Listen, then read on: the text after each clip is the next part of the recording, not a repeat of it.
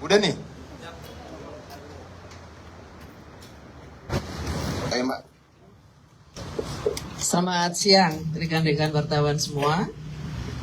Di sini kami dari PDI Perjuangan. Kebetulan hari ini DPP PDI Perjuangan bidang kerakyatan menyelenggarakan agenda secara Zoom meeting dengan DPD DPC bidang kerakyatan seluruh Indonesia. Dan hari ini melalui DPD DPC yang mengikuti Zoom meeting mempertanyakan kepada kami selaku DPP PDI Perjuangan terkait dengan adanya pemberitaan yang menyampaikan, bahkan juga di medsos yang menyampaikan bahwa anggaran dari makan bergizi gratis itu disampaikan oleh beberapa pejabat negara tidak mengambil dari anggaran pendidikan. Kawan-kawan kami di bawah memahami selama ini bahwa seperti apa yang sudah kami sampaikan berulang kali, bahwa anggaran pendidikan sebesar 769 triliun yang merupakan anggaran mandatory spending. 20% anggaran APBN, APBD harus merupakan anggaran pendidikan, dialokasikan untuk pendidikan. Dan di dalam lampiran presiden, di dalam lampiran APBN yang berupa peraturan presiden, itu juga secara jelas dinyatakan bahwa 769 triliun anggaran pendidikan itu diantaranya digunakan untuk MBG sebesar 223,5 triliun. Itu resmi di dalam buku lampiran APBN. Nah, karena di bawah sudah mulai muncul pertanyaan-pertanyaan itu, maka kiranya kami juga perlu menjelaskan secara terbuka supaya kita sebagai apalagi ini PDI Perjuangan itu, dan kami juga sebagian ini dari Poksi 10 DPR RI, tentu kami ingin menjelaskan secara lebih gamblang kepada masyarakat luas termasuk kepada para kader PDI Perjuangan untuk menyampaikan kebenaran sesuai dengan data-data yang ada di dalam APBN. Saya kira Mas Adian Napitupulu untuk mempertegas mana itu. Kami silakan. Ya, terima kasih teman-teman media semua. Jadi apa yang disampaikan oleh Mbak Esti ini salah satu pimpinan Komisi 10 yang tadi sudah jelaskan bahwa apa yang disampaikan oleh beberapa pejabat negara seolah-olah anggaran MBG ini merupakan buah dari efisiensi, bukan diambil dari anggaran pendidikan. Dalam faktanya, menurut Undang-Undang Nomor 17 Tahun 2025 tentang APBN 2026, Pasal 22, bagian penjelasan disebutkan dengan jelas bahwa dibaca ini, mana deh? Ya. Penjelasan pasal 22. Penjelasan pasal 22 Undang-Undang Nomor 17 Tahun 2025 ya, undang-undang ya. Pendanaan operasional penyelenggaraan pendidikan termasuk program makan bergizi pada lembaga yang berkaitan dengan penyelenggaraan pendidikan baik umum maupun keagamaan. Artinya kita memahami undang-undang itu antara pasal dan penjelasan adalah satu bagian. Ketika kita tidak mendapatkan pemahaman utuh di batang tubuh, kita bisa mencarinya di penjelasan. Penjelasannya demikian. Penjelasan ini kemudian dikuatkan oleh peraturan presiden nomor 118 tahun 2025 tentang rincian APBN tahun 2026, dan di situ disebutkan untuk Badan Gizi Nasional 223.558.960.490. Jadi 223 triliun. Ini harus kita sampaikan. Kenapa? Karena kita bernegara dipandu oleh undang-undang dengan segala turunan hierarkinya, termasuk peraturan presiden ini. Menyampaikan dengan benar sesuai dengan undang-undang dan sesuai dengan peraturan presiden adalah menghormati lembaga-lembaga yang membuatnya. Kita menghormati DPR dan pemerintah, Karena itu kita luruskan. Oh enggak, ternyata emang diambil dari anggaran pendidikan. Menurut undang-undang demikian, menurut peraturan presiden juga demikian. Ada angkanya. Nah, ini harus kita luruskan agar rakyat semakin memahami, agar publik tahu bahwa kita menghormati undang-undang dan peraturan presiden. Itulah kepentingan kita menyampaikan ini. Dengan demikian, maka saya harap konferensi pers ini mampu meluruskan kesimpang siuran pemahaman informasi terkait dengan apa benar MBG itu diambil dari anggaran pendidikan. Undang-undang peraturan presiden katakan demikian. Sampai sini jelas ya? Clear ya? Nah, selanjutnya saya serahkan pada saudara Boni Triana. Tepuk tangan dong, Ren. Ya, terima kasih. Selamat siang teman-teman. Seperti sudah disampaikan oleh Mbak Esti dan juga Bang Adian, memang benar bahwa dana MBG ini mengambil dari alokasi dana pendidikan. Namun pula yang harus kita cermati dan garis bawahi, pemberitaan yang juga sempat viral di beberapa media sosial mengenai rasa keadilan ya, dalam praktek pengelolaan makan bergizi gratis ini, semisal tentang pengangkatan dari pegawai SPPG yang langsung menjadi P3K, sementara kita juga mengetahui ada begitu banyak guru yang mengabdi selama berpuluh-puluh tahun tidak kunjung diangkat sebagai P3K ya. Bahkan juga belakangan kita membaca berita ada di Goa seorang guru yang baru diangkat P3K kemudian besok harinya pensiun dan dia menerima upah atas baktinya sebagai guru selama berpuluh-puluh tahun, jauh dari kata layak, bisa dicari beritanya. Ada juga Ibu Sunarsih kalau nggak salah dari Jawa Tengah juga diangkat P3K menjelang pensiun. Jadi dari semua informasi yang kami terima, saya pikir ini harus pula memenuhi rasa keadilan sehingga pendidikan kita bisa tingkatkan kualitasnya tanpa harus mengorbankan rasa keadilan bagi para guru, juga bagi para dosen yang sudah mengabdi berpuluh-puluh tahun tapi menerima imbalan, menerima gaji yang tidak sepadan. Hampir misalkan 40% lebih dosen ya di berbagai perguruan tinggi, terutama di perguruan tinggi swasta misalkan, menerima gaji di bawah 3 juta. Jadi apabila efisiensi itu dilakukan, kemudian bisa mengalokasikan dana tersebut untuk kesejahteraan para pengajar, baik guru, baik dosen, itu salah satu langkah besar yang menjadi pekerjaan rumah di dalam bidang pendidikan yang selama berpuluh-puluh tahun menjadi isu. Kita tahu ada banyak keluhan dari para guru.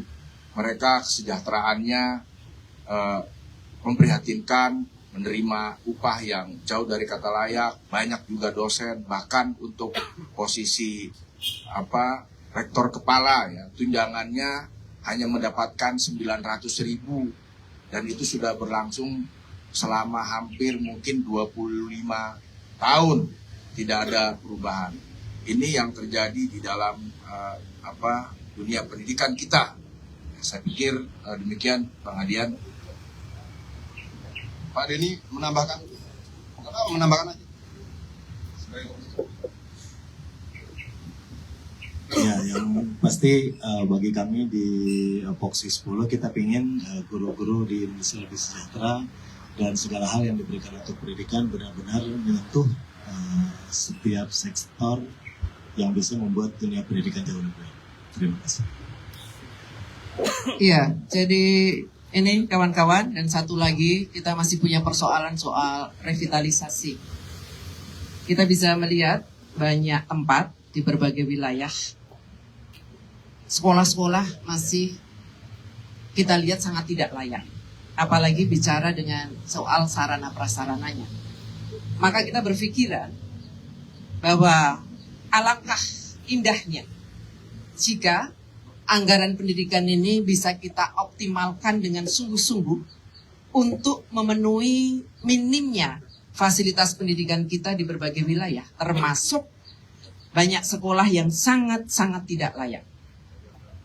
Kawan-kawan bisa melihat bagaimana muncul di Nusa Tenggara Timur, yang jauh di sana sangat banyak muncul itu setiap hari, dan juga beberapa wilayah lainnya yang juga bisa kita lihat dari berbagai media sosial. Jadi saya kira kepentingan kami adalah mencoba meluruskan berita berkembang soal tidak benar adanya anggaran yang bukan dari anggaran pendidikan, yang pertama.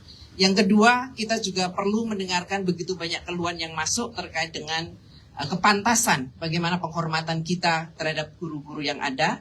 Dan yang ketiga, mohon izin, di WA saya pun sangat banyak untuk mereka menanyakan, memperjelas. Saya sering dipanggil Mbak, ada yang panggil Bu, ada yang panggil Bunda. Bunda, ini beritanya katanya MBG itu tidak ngambil anggaran pendidikan. Yang benar yang mana toh Bun? Sambil menyertakan berita-berita juga dari medsos yang ada di dalam medsos kita. Jadi pertanyaan itu sangat banyak muncul dan tentu saja kita perlu menjawab dan menjelaskan apa adanya sesuai dengan data-data yang ada dan memang itu kebenaran yang memang harus kita berikan. Saya kira itu. Teman-teman, kalau kita mau buka sesi tanya jawab terkait dengan apa yang disampaikan tadi, silakan dimulai. Ada 1, 2, 3, 4, 5, 6. Kita mulai dari mana? Dari yang terdekat ya. Gini muter. Selamat siang Bapak Ibu, izin saya Tria dari Kompas.com. Izin penegasan saja gini. Ini kan statement soal anggapan kalau misalkan tidak ada anggaran MBG yang berasal dari dana pendidikan itu banyak disuarakan gitu. Namun faktanya memang tadi disebutkan itu diatur dalam undang-undang. Namun klaim dari beberapa pihak termasuk pemerintah justru masuk Mendikbud sendiri sebelumnya menyatakan justru malah anggaran pendidikan ini naik seiring dengan masuknya pos MBG gitu. Nah, tanggapan dari PDP seperti apa? Dan mungkin dari pembahasan di Komisi 10 sendiri terkait hal ini. Terima kasih. Ya, kita harus secara penghitungan itu kan diawali dengan besaran APBN. Besaran APBN kita itu adalah 3,842 triliun. Mandatory spending sesuai dengan Undang-Undang Dasar 45, anggaran pendidikan itu harus 20%. Berarti 769 triliun. 769 triliun itu memang harus diberikan untuk digunakan sebagai anggaran pendidikan. Nah, persoalannya adalah ketika kemudian di dalam lampiran APBN 2026 tertuang di dalam Peraturan Presiden Nomor 118 Tahun 2025 itu jelas dinyatakan Badan Gizi Nasional yang menggunakan itu untuk makan bergizi gratis itu sebesar 223,5 triliun. Jadi posisinya di dalam besaran anggaran ini juga tetap 20% lebih sedikit saja. Jadi tidak kemudian postur anggaran pendidikan ditambah 223 lalu menjadi 30%, tidak.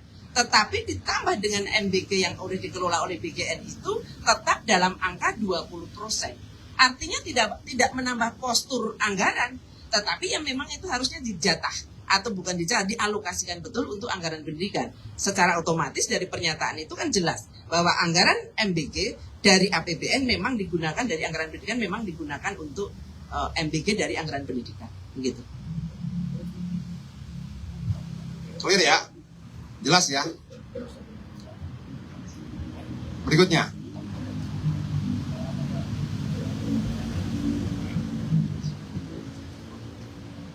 Baik, izin Pak, saya Bima Pak dari TV One. Izin bertanya Pak, ini terkait masyarakat yang mengkritisi terkait adanya dugaan korupsi dari program MBG sendiri Pak. Kalau untuk dari Pak Pol sendiri itu menanggapi seperti apa sih Pak? Kalau menurut saya, konferensi pers kita siang hari ini belum masuk wilayah itu.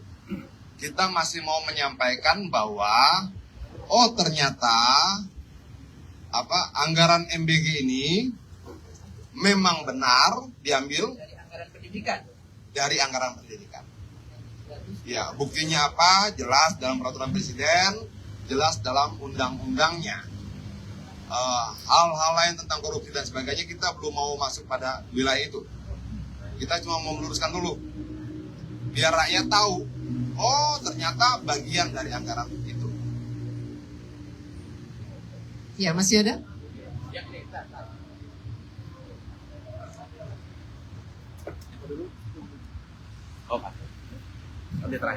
Nggak apa-apa, ladies first.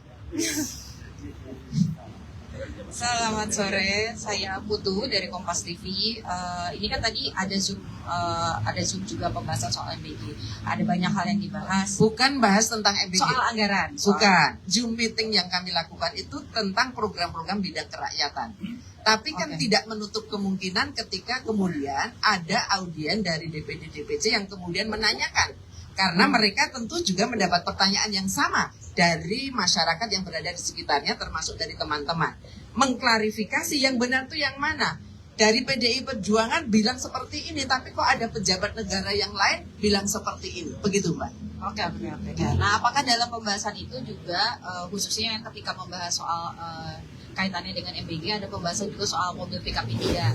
Ini kan lagi rame juga. Kalau kemarin DPR bilangnya jangan di ACC dulu, ditahan dulu mobil pickup dari India ini, tapi masalahnya mobilnya sudah ada di pelabuhan gitu, tinggal nunggu dialokasikan ke daerah-daerah. Nah itu untuk koperasi merah putih. Nah itu gimana sikap dari PDI Perjuangan? Apakah ini sia-sia? Karena kan sebenarnya banyak mobil pickup lain yang pabriknya ada di Indonesia, pekerjanya juga dari Indonesia. Kemudian soal MBG ini yang terbaru itu ada BEM UGM, ketua BEM UGM yang di teror katanya setelah mengkritik soal MBG. Nah, PDI Perjuangan ini kan salah satu juga yang menyuarakan soal kebebasan berpendapat. Terkait dengan hal itu, apa tanggapan dari PDI Perjuangan? Terima kasih. Ya, tadi yang pertama apa sih?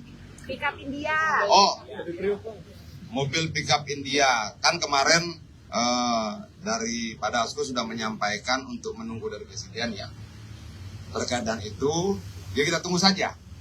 Tapi sebenarnya kalau kita lihat, sebenarnya kan ada apa sih isinya? Kalau kita bikin mobil itu ada komponen lokal yang diproduksi lokal, TKDN. Apa tuh TKDN? Karoseri TKDN. Kandungan dalam negerinya lah, gitu loh. Rata-rata kan kalau saya tidak salah ya, itu sudah rata-rata 40%. Apakah kemudian impor yang dari mana? India ini juga memenuhi kriteria itu? Jangan sampai kemudian pabrikan-pabrikan yang sudah membangun di Indonesia, yang sudah memenuhi 40% TKDN itu, kemudian kehilangan kesempatan karena hal-hal lain. Menurut kita dan saya setuju, kemarin salah satu pimpinan DPR mengatakan bahwa kita tunggu dulu ya. Kita tunggu dulu. Itu soal mobil. Yang kedua apa? Soal ketua BEM UGM di teror setelah kritik MBG. Teror itu udah nggak laku ya, sudah bukan zamannya. Itu zaman dulu. Kalau kemudian kita hidup zaman sekarang, kita harus lebih beradab.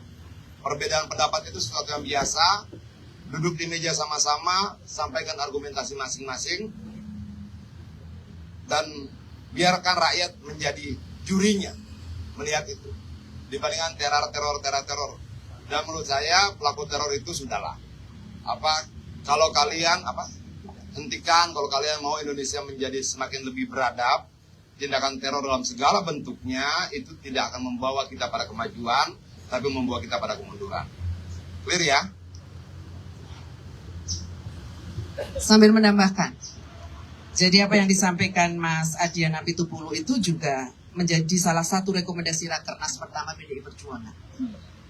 Bahwa Rakernas PDI Perjuangan menegaskan pentingnya ruang partisipasi generasi muda untuk berpolitik, berekspresi, dan juga menyampaikan kebebasan berpendapat. Maka, apa yang dilakukan oleh Ketua BEM UGM ini bagian dari kebebasan berpendapat yang memang juga dilindungi oleh Undang-Undang Dasar.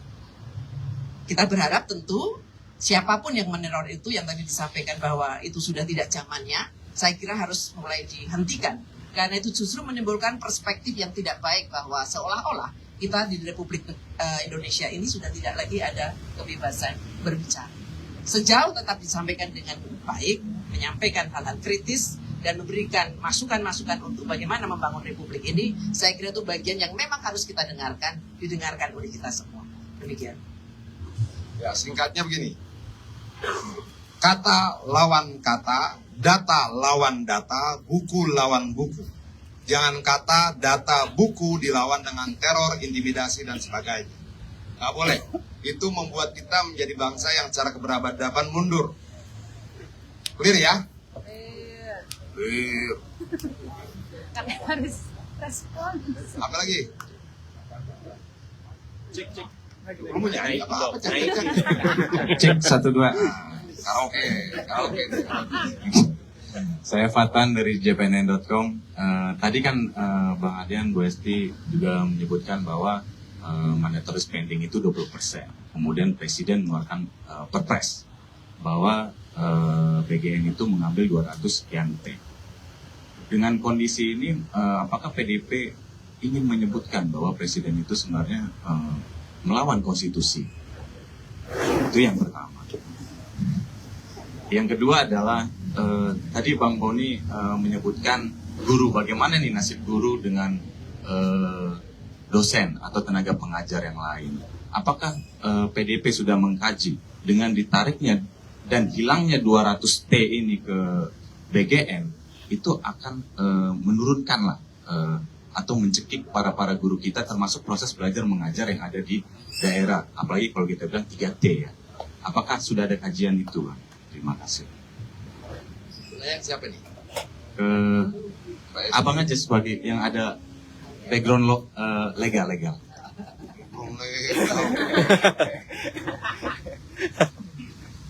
Gue belum nangkap pasti, Mas. Melawan konstitusi. Apakah peraturan presiden itu yang 200 T itu, Bang, melawan undang-undang pendidikan yang 20% itu? Dasar. Oh, undang-undang dasar. Ya. Terus? Itu doang. Kita tidak mau masuk pada wilayah itu. Tapi kita mau meluruskan dulu bahwa sebenarnya ini loh angkanya, bahwa ini bagian dari anggaran pendidikan. Itu loh, tidak terpisah. Jadi bahwa kemudian ada tafsir yang lain seperti yang lu sampaikan, itu persoalan nomor 2. Yang tidak akan kita bahas di sini karena kita mau menyampaikan dulu pada publik, ini loh fakta-fakta datanya. Dan ini dituangkan dalam peraturan presiden, dituangkan dalam undang-undang tadi ya. Nomor berapa tadi? 17 tahun. Ah, itu dia. Gitu loh. Clear ya? Terpaksa clear. Lagi, ada gak? Yang kajian dana itu dialihkan ke MBG, ke BGN, Bang. Apakah PDIP sudah melakukan kajian? Ini akan menurunkan atau menjatuhkan indeks pendidikan kita, Bang? Kalau itu masih akan kita kaji nanti di dalam komisi. Tapi yang ingin kita sampaikan sekarang, menyampaikan faktanya tadi, gitu loh. Oh ini ternyata, dan harapan kita, itu dulu. Terakhir, Bang, sebagai kuncian, apakah PDIP setuju? Sikapnya setuju apa tidak setuju? Ini sudah bentuknya undang-undang. Sudah undang-undang dan sudah apa tuh? Peraturan presiden ya? Itu loh. Ada lagi? Jadi lebih kepada begini, kita tentu mempunyai harapan alokasi anggaran pendidikan ini juga bisa kita alokasikan secara tepat. Apakah MBG tidak tepat? Saya harus kembali mengatakan bahwa MBG itu untuk wilayah-wilayah tertentu memang sangat membutuhkan. Seperti daerah 3T yang tadi ada yang disebutkan. Seperti daerah-daerah yang tingkat kemiskinannya tinggi. Itu sangat butuh, karena kami juga hadir di tengah-tengah mereka dan mereka menanyakan, MBG kami kapan, Bu? Kok kami belum ada MBG? Termasuk ketika kami berkunjung ke daerah bencana. Aceh Utara waktu itu belum ada. Di luar daripada itu adalah bahwa apakah anggarannya harus sebesar itu diambilkan dari anggaran pendidikan. Dikala kita masih sangat membutuhkan anggaran-anggaran untuk apa? Satu, untuk kesejahteraan guru. Yang kemudian juga masih banyak guru-guru yang berpenghasilan sungguh tidak manusiawi. Apalagi juga kemudian kemarin sudah diangkat P3K, tapi paruh waktu. Ya paruh waktu, akhirnya gajinya juga separuh nggak ada. Gitu. Kemudian yang kedua juga soal bagaimana kita berkomitmen untuk meningkatkan kualitas pendidikan kita. Kita selalu bicara pendidikan bermutu dan setara. Bermutu dan setara, bagaimana bisa setara? Ketika sarana prasarana yang dimiliki oleh sekolah-sekolah tersebut tidak mampu untuk mencapai pendidikan yang setara dengan tempat-tempat yang memang sudah mempunyai fasilitas pendidikan yang sangat baik. Saya kira itu Mas. Jadi intinya, ayolah alokasi anggaran ini juga kita sebagian bisa untuk kesejahteraan guru, bisa untuk revitalisasi, bisa untuk juga percepatan penyelesaian pendidikan di wilayah bencana yang sampai hari ini masih banyak anak-anak kita yang sekolahnya di tenda-tenda darurat. Dan dengan fasilitas sekolahnya masih ada, tapi meja kursinya hilang, alat-alatnya juga sudah tidak ada. Termasuk SMK. Bagaimana kita mau bicara pendidikan berkualitas ketika alat-alat prakteknya sama sekali tidak ada? Apakah itu fakta? Fakta, karena kami berada di lapangan untuk melihat itu. Demikian. Ada lagi nggak? Bang, izin. Ya. Toirin Bang dari cnnindonesia.com. Ada 3 pertanyaan. Pertama soal alokasi itu, apakah sebelumnya sempat dikoordinasikan dengan Komisi 10 soal anggaran MBG anggaran pendidikan yang diawasi untuk MBG itu. Terus yang kedua soal serapan anggaran, apakah sejauh ini Komisi 10 telah menerima laporannya terkait serapan anggaran berapa triliun atau berapa miliar yang sudah digunakan untuk MBG ini dari anggaran pendidikan. Terus yang ketiga soal peluang untuk direvisi soal APBN 2000 yang sudah diketok sebagai undang-undang. Untuk Komisi 10 melihat peluangnya seperti apa? Terima kasih. Mbak Esti.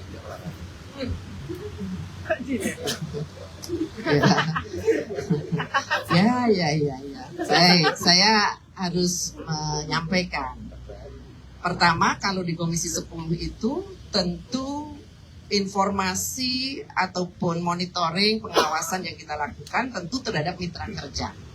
Nah, mitra kerja kita walaupun BGN atau MBG itu masuk di kelas di sekolah-sekolah, tetapi BGN itu bukan mitra kerja Komisi 10. Jadi tentu kami tidak bisa secara detail untuk kemudian mendapatkan informasi melalui forum di Komisi 10. Ada ruang lain yang mungkin itu oleh komisi, kalau tidak salah BGN itu di Komisi 9. Maka Komisi 9 lah yang kemudian pasti lebih memahami detail mengenai anggaran untuk BGN ini. Karena anggaran BGN setahu kami di dalam APBN ini kan tidak hanya 223,5 triliun. Itu kan yang dari anggaran pendidikan. Total secara keseluruhan anggaran untuk BGN itu kan 335 triliun. Nah, saya kira lebih tepatnya di dalam bagaimana sejauh mana BGN melakukan penyerapan anggaran, ya kita tahunya hanya dari medsos. Medsos katanya sudah berapa, Mas? Pasti sudah tahu kan? Persen, ya. Ya saya kira ini yang bisa kami sampaikan karena memang Komisi 10 tidak mempunyai tidak bermitra langsung dengan BGN. Hanya anak-anak penerimanya adalah bagian dari dunia pendidikan yang berada di Dikdasmen. Satu lagi tadi peluang APBN 2016 ini berarti 2026 ini berarti direvisi, gimana Mbak Isti melihatnya? Sejauh ini kita belum membahas mengenai revisi Undang-Undang APBN. Ini kan baru saja ya, baru sampai dengan Februari. Kalau toh nanti ada perubahan, itu lebih kepada persoalan anggaran-anggaran yang harus digunakan untuk percepatan daerah bencana. Seperti yang kemarin mengemuka ketika kita sedang melakukan rapat koordinasi antara satuan satgas bencana di DPR maupun dengan pemerintah. Gitu. Kalau untuk kebencanaan saya kira kita dorong full bagaimana supaya daerah bencana bisa terselesaikan termasuk soal anggaran pendidikannya. Masih ada atau kita cukupkan? Ada isu lain? Ada yang mau nanya isu lain masih boleh atau doorstop saja? Kalau kita rencananya hari ini mau menyampaikan terkait apa tadi? MBG ini ya? Anggaran pendidikan. Anggaran pendidikan jumlahnya sekian-sekian karena ada yang mengatakan tidak diambil dari situ, berdiri sendiri dan sebagainya. Itu harus kita luruskan. Kenapa? Karena sedikit banyak berapapun angkanya itu berasal dari uang rakyat. Oke, kita nggak clear ya? yang lain. Ya. Terima kasih. Merdeka. Ya, terima kasih kepada semua yang sudah hadir. Terima kasih.